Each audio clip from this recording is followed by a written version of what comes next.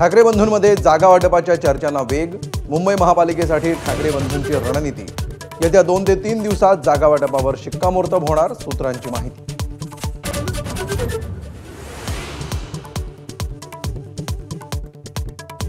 आजारी असलेल्या संजय राऊतांकडून बाळासाहेबांच्या स्मृतीस्थळी अभिवादन। आजारी असतानाही पहिल्यांदाच सार्वजनिक स्थळी दाखल, भाऊ सुनील राऊतही उपस्थित।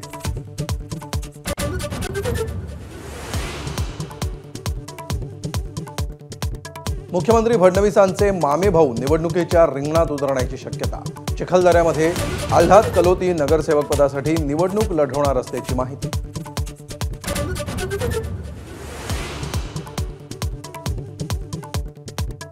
बारामतीत पुन्हा एकदा पवार विरुद्ध पवार। शरद पवारांच्या राष्ट्रवादीला वंचित आघाडीची साथ। अजित पवारांविरोधात सर्वपक्षीयांचं पॅनल उभं राहणार।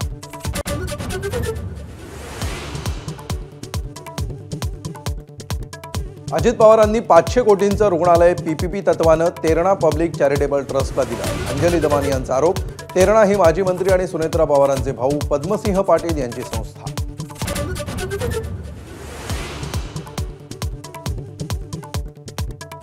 मुंबई ठाणे नवी मुंबईला पुरवठा करणाऱ्या गेल कंपनीच्या सीएनजी गॅस पाईपलाईनमध्ये बिघाड। सीएनजी पुरवठा पूर्ववत होण्यासाठी आणखी काही तास जाण्याची शक्यता।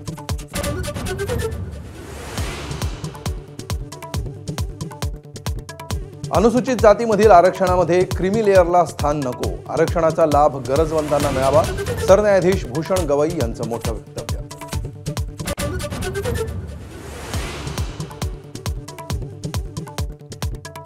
बांगलादेशच्या माजी पंतप्रधान शेख हसीना यांना फाशीची शिक्षा। 2024च्या हिंसाचार प्रकरणात दोषी। आंतरराष्ट्रीय गुन्हे लवादाचा मोठा निर्णय।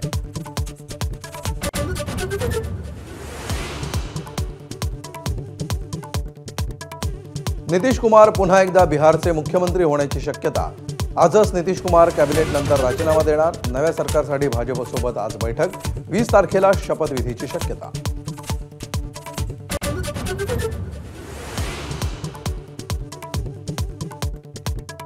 सौदी अरेबियातील मदिनाजवळ डिझेल टँकर आणि बसचा भीषण अपघात। अपघातामध्ये 45 भारतीयांचा मृत्यू।